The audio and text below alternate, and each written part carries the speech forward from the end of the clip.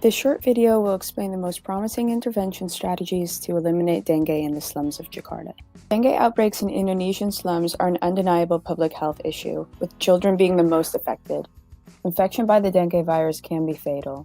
Large interventions such as social and sanitary changes are a priority, but their implementation remains challenging due to a lack of financial resources and poor infrastructure. Investments should be made in indoor residual spraying and spatial repellents in order to relieve the burden amongst children in Indonesian slums. According to the WHO, dengue is the most critical mosquito-borne viral infection in the world.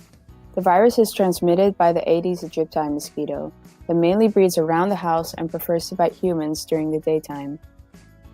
In Indonesia, an estimated 7 out of 10 children under 18 have been infected at least once. 30% of children develop dengue hemorrhagic fever, which causes bleeding into the skin and tissues and may eventually cause shock, organ impairment, hemostatic complication, or even death.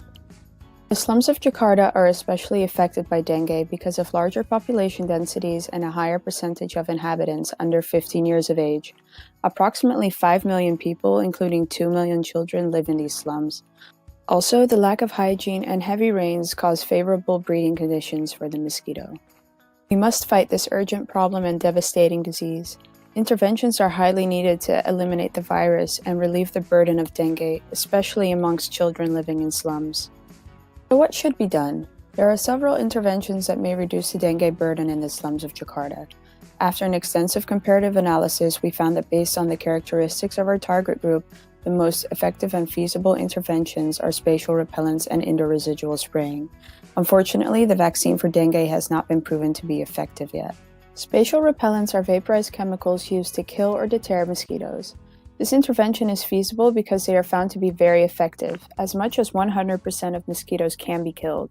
Also, this intervention is rapidly available, easy to distribute, and is relatively inexpensive, making it easy to implement.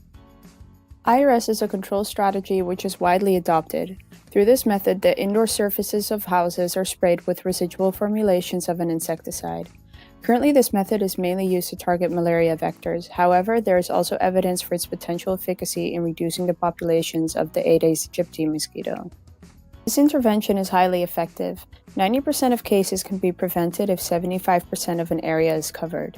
It is also cheaper on large-scale operations. As a lot of people live in slums, this is very cost-effective.